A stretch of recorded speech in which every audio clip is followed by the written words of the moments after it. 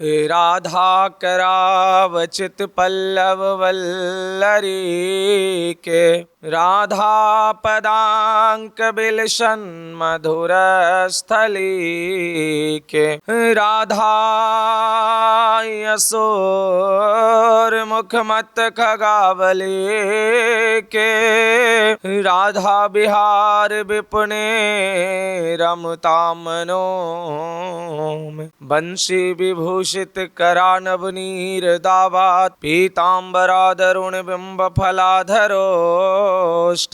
पूर्णेन्दु सुंदर मुखादर बिंदु नेत्रात्, कृष्णात् परम किमपि तत्त्वयहं न जानि, कृष्णाय वासुदेवाय देवकी नंदनाय च, नंदगोपकुमाराय गोविंदाय नमो नमः।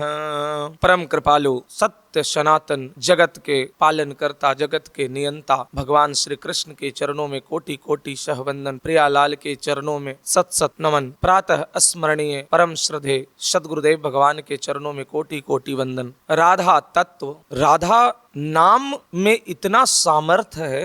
सिर्फ रा और धा का अगर महिमा, इसकी व्याख्या की जाए महिमा की, देखो यद्यपि ये कोई भी भगवान नाम व्याख्या उसे कोई नहीं कर सकता, पर एक उदाहरण के लिए या जन जन तक उसकी महिमा को पहुंचाने के लिए अगर व्याख्या की जाए तो चाहे राम नाम, चाहे कृष्ण नाम या राधा नाम या हरि, तो राधा नाम की महिमा को जो रा और धा कहते हैं कि जैसे राम और राधा दोनों में कोई अगर तत्व स्वरूप में देखे तो भेद नहीं है नाम में। इसकी महिमा हम ऐसे समझ सकते हैं जैसे जो कहते हैं ये नाम बड़ा ये नाम छोटा, जैसे भेद बुद्धि कहते हैं, ये भी एक प्रकार का नाम अपराध है। किसी नाम को बड़ा या किसी नाम को छोटा बताना भी नाम अपराध है। राम रा राधा, म माधव, अगर उसकी व्याख्या करेंगे राम तो जो राधा माधव है वही राम है। जैसे कई साधकों के तरफ से भी और कई भक्त के ऐसे प्रश्न थे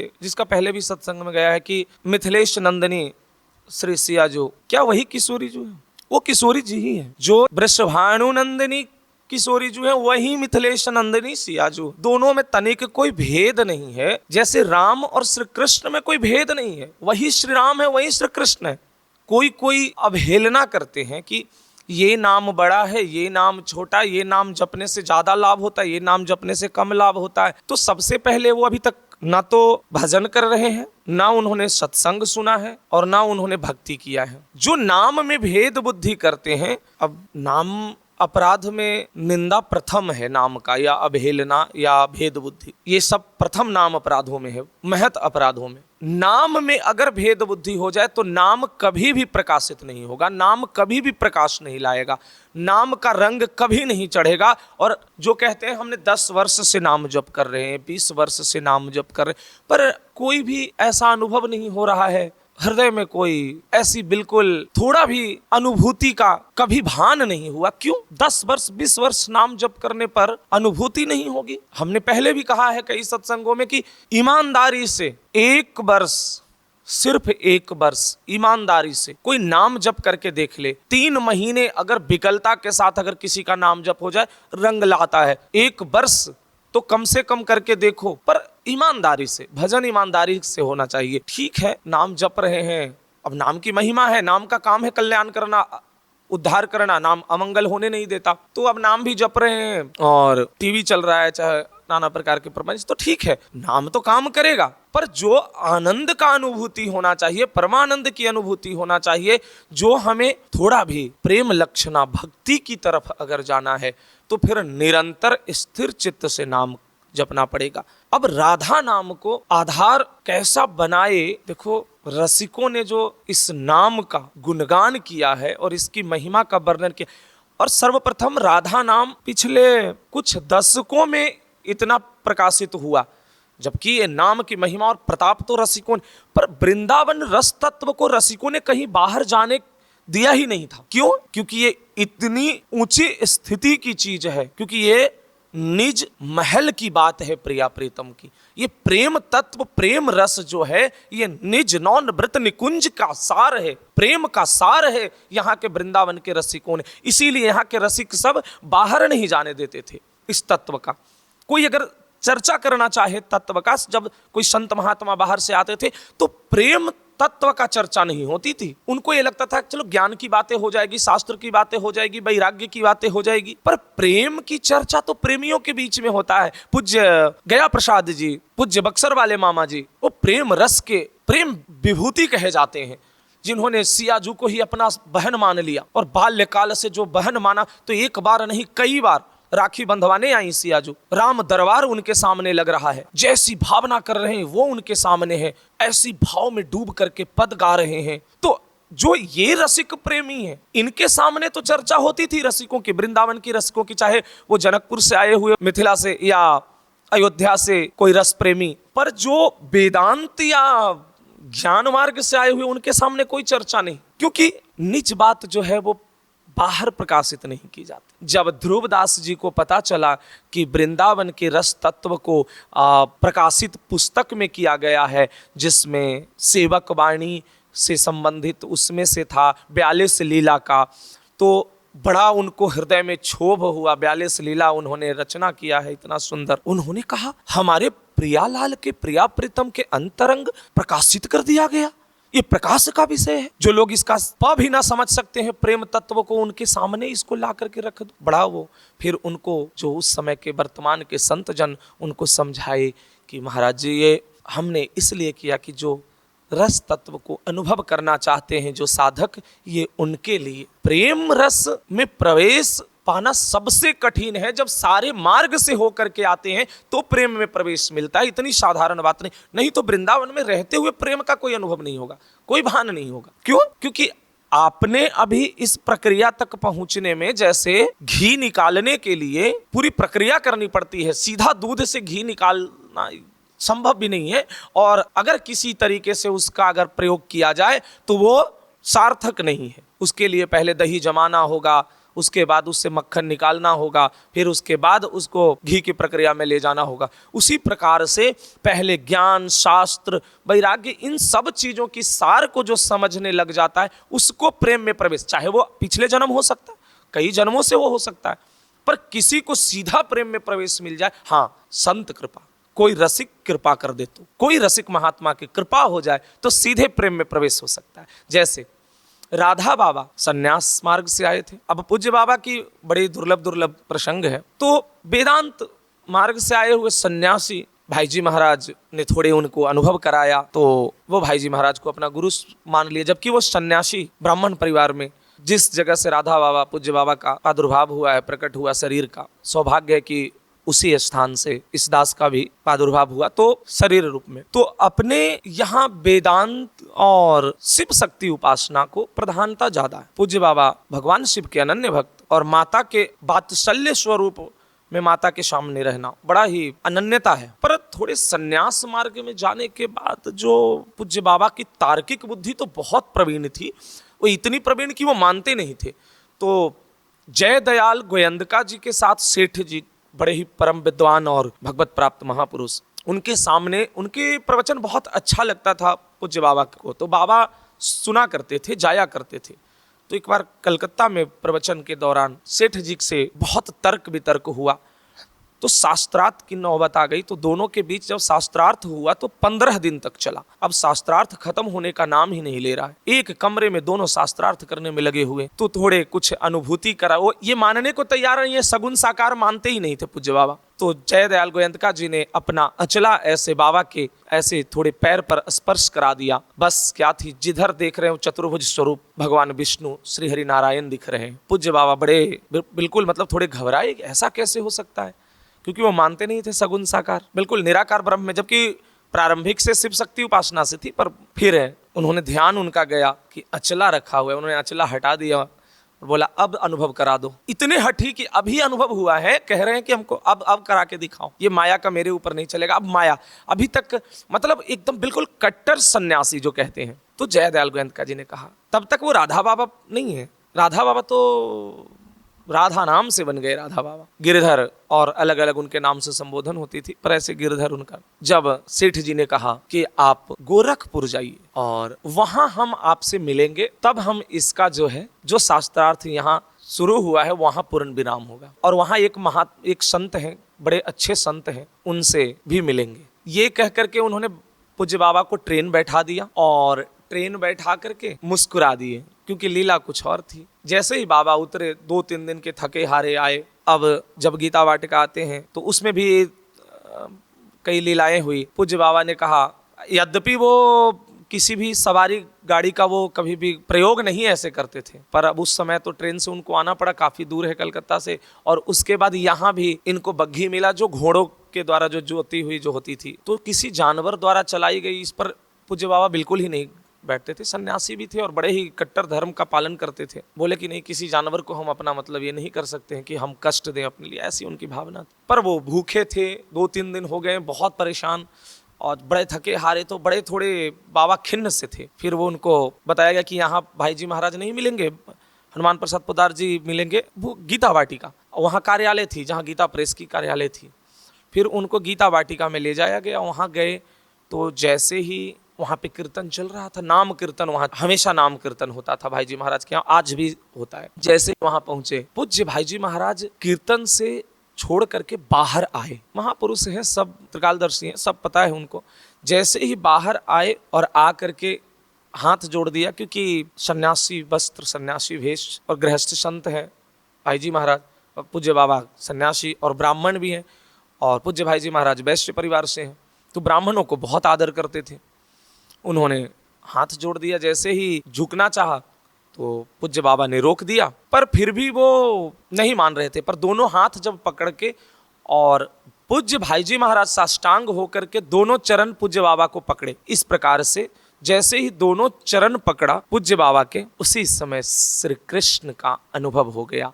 श्री कृष्ण ललित त्रिभंगी, श्री कृष्ण मुरली लिए खड़े हैं, मंद मंद मुस्कुराते हुए सजल नयन से पूज्य बाबा को देख रहे हैं। अब तो पूज्य बाबा का पूरा मतलब पूरे शरीर ठंडा पड़ गया और बिल्कुल ही मानो जड़ अवस्था। बस यहीं से, अच्छा यहाँ सेठ जी नहीं आए हैं, उन्होंने कहा था हम मिलेंगे, पर वो आए नहीं हैं, ये लीला थी करना। यहाँ बाबा अब गीता वाटिका के ही हो गए और जो नाम में प्रीति हुआ, तो पहले युगल नाम से राधा कृष्णा, अब फिर ऐसा हुआ कि राधा राधा नाम में ही, मतलब राधा नाम तो राधा बाबा के लिए ऐसा हो गया कि मानो रोम रोम राधा राधा निकल रहा हो। एक समय आया कि बाबा बैठे हुए हैं पर पूरे शरीर से भागवतिक ऐसा ऊर्जा राधा नाम की निकल रही है, मानो थोड़ी भी कोई अगर थोड़ा भी भजन करने वाला उसको अनुभव हो रहा है कि राधा राधा निकल रहा है। बाबा जिधर चरण कदम रख रहे हैं राधा नाम की अनुभूति हो रही है, ऐसा कृपा हुआ। और पूज्य भाई जी महाराज को गुरु बनाए, गुरु स्वीकार किया।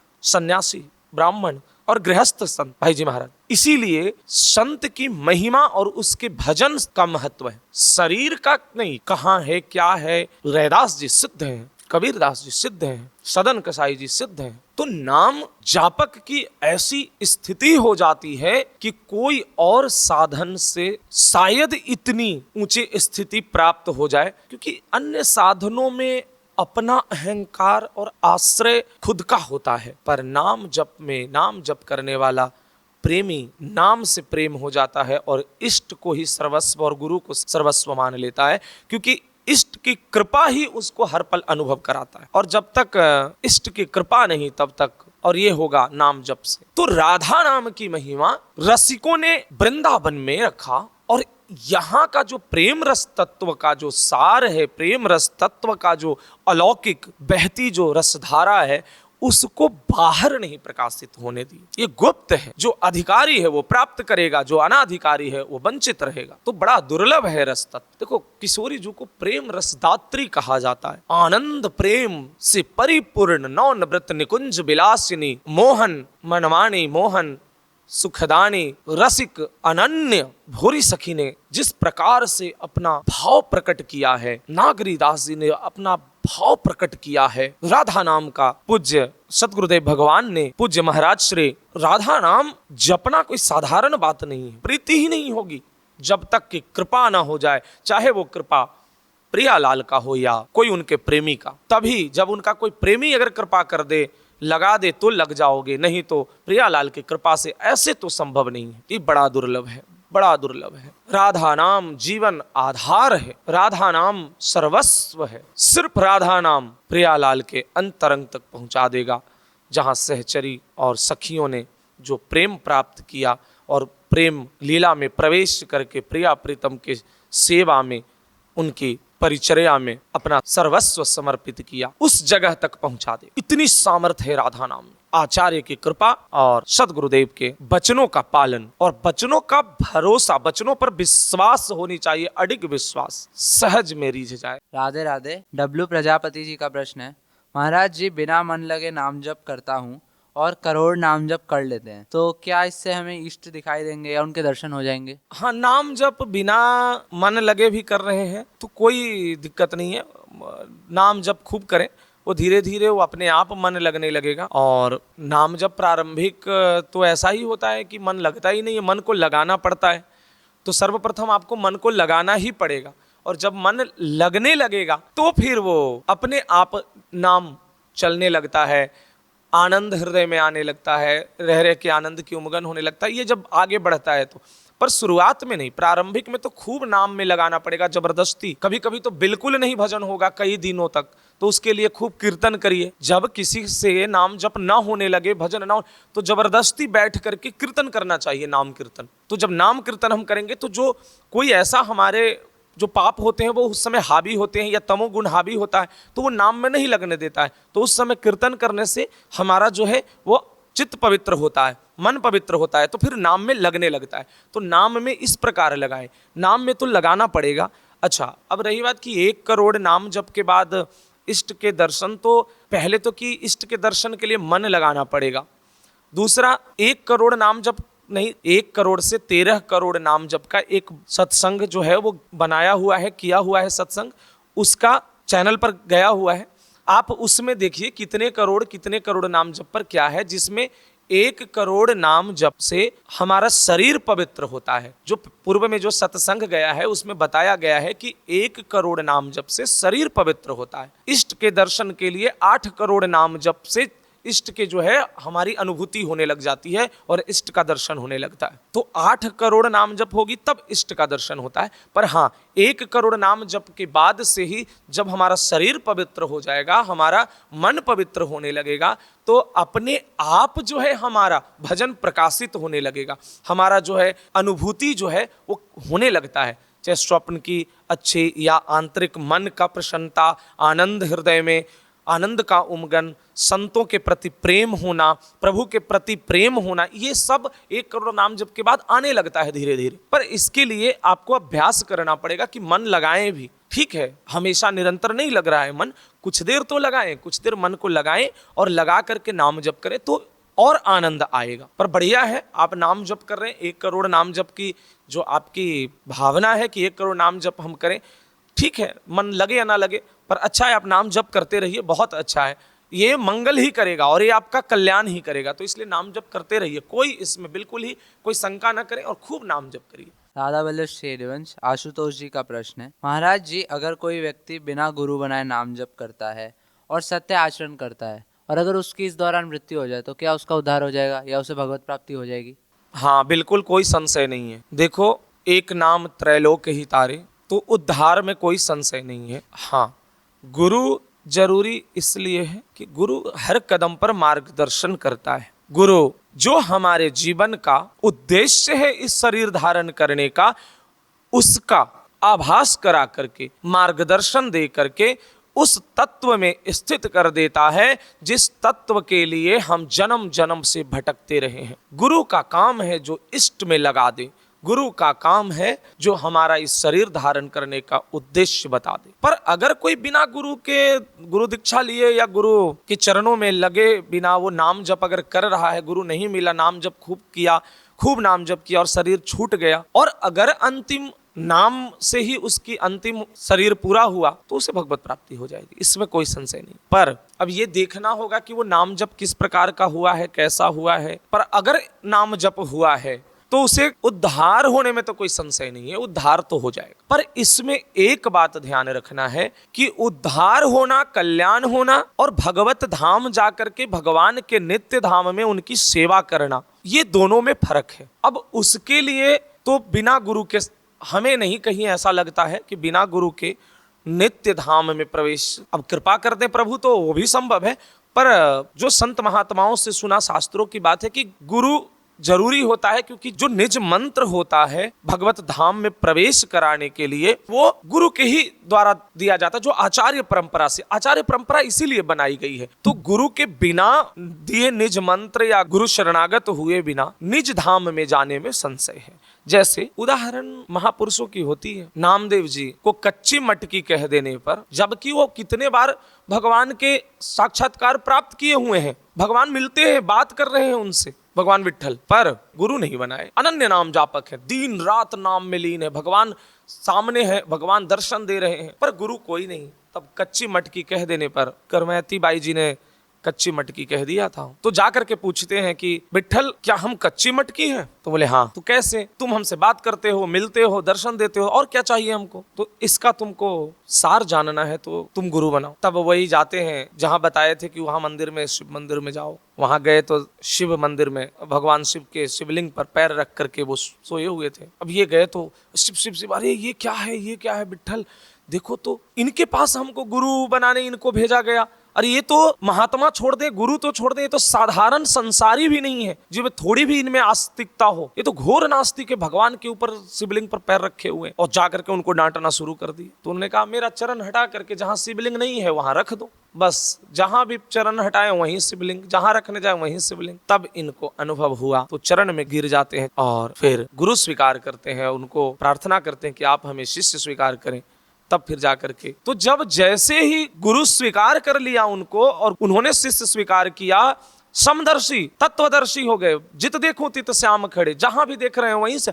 तब क्या हुआ? कुत्ता रोटी लेके जा रहा है तो कुत्ते में दर्शन कर रहे हैं विट्ठल को, प्रभु इसमें थोड़ी घी तो लगा लो, पीछे पीछे दौड़ रहे हैं, वहीं विट्ठल प्रकट हो गए। चींटी में दर्शन, प्रेत सामने आया तो प्रेत में बोल रहे प्रभु लीला कर रहे हो, आप ही हो, हम जानते हैं। प्रेत में से विट्ठल प्रकट हो रहे हैं। मतलब गुरु का जब गुरु बना, उससे पहले भी विट्ठल से बात कर रहे हैं साक्षात। मतलब सोचो कैसा होगा।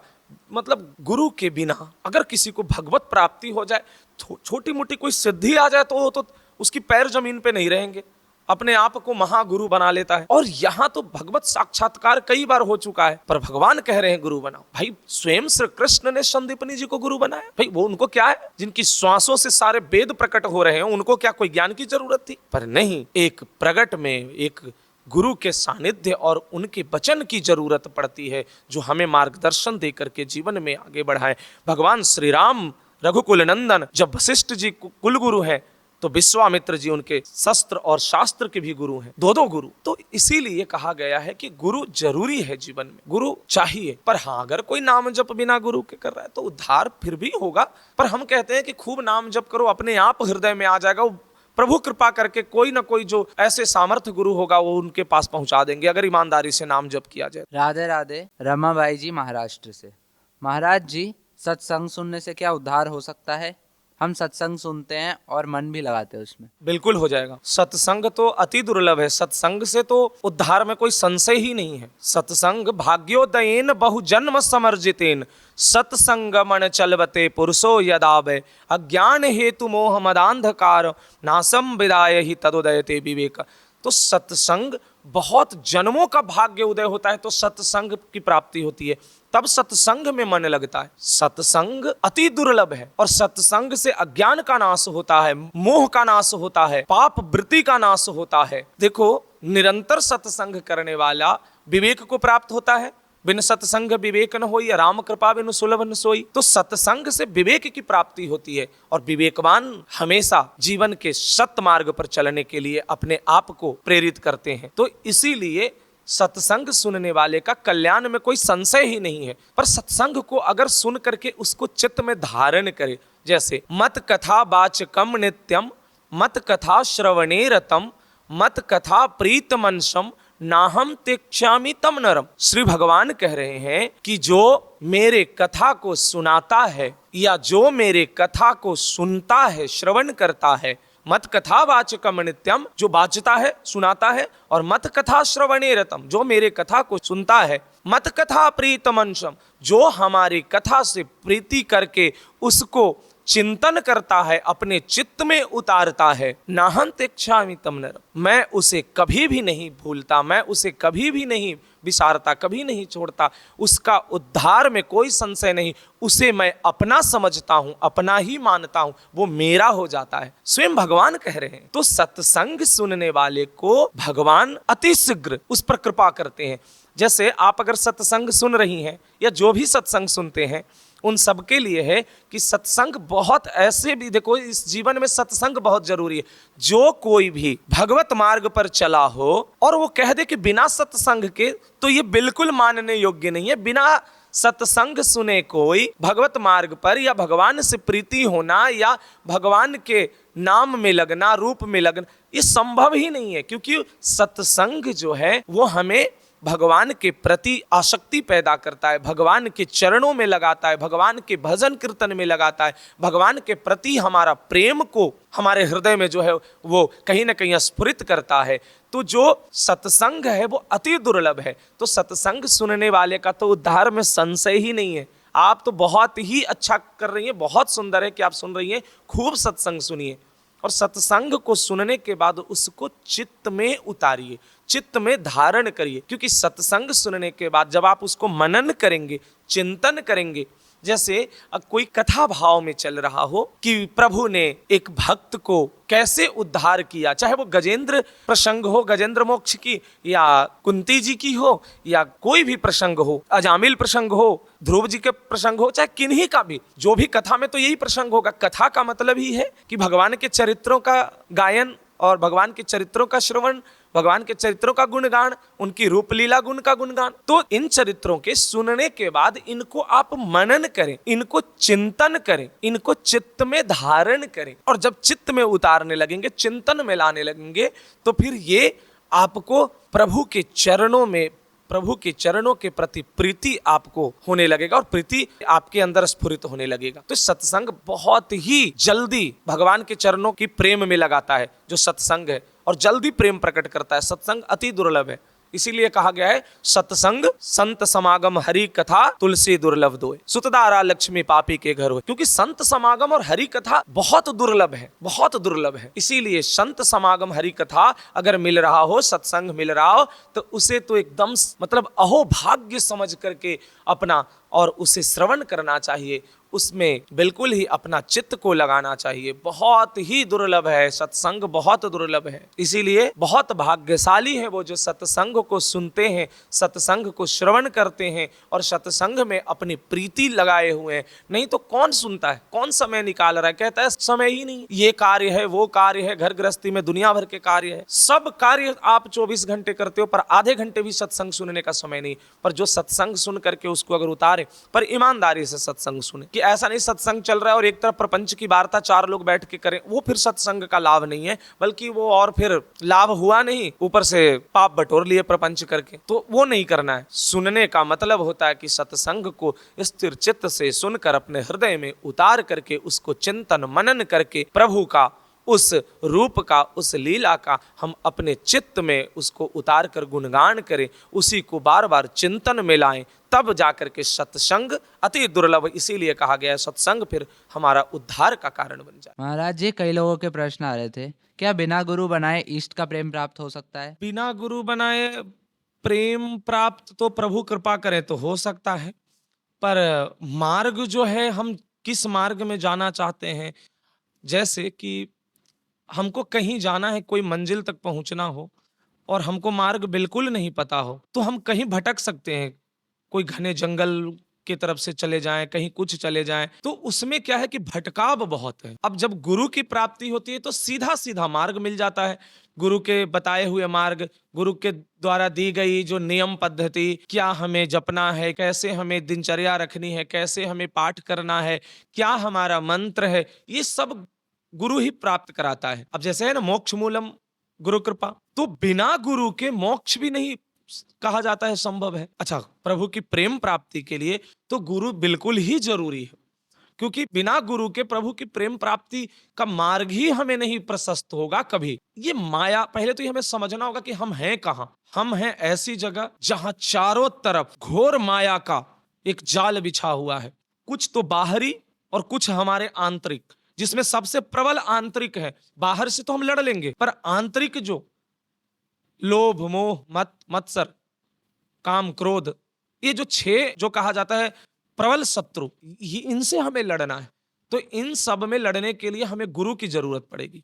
गुरु सहजता में चाहे तो वो कृपा करके निकाल सकते हैं, बड़े ही सहज में गुरु निकाल देते हैं अगर गुरु कृपा कर दे। और बाकी बिना गुरु के भजन कर रहे हैं, साधन कर रहे हैं, ठीक है, प्रारंभिक ठीक है, पर जब ये स्थिति आगे बढ़ेगा तो गुरु के बिना पथ प्रशस्त नहीं होगा, मार्ग प्रशस्त नहीं होगा, और आप भगवत प्रेम की तरफ नहीं पहुंच पाएंगे, क्योंकि भटकाव बहुत है।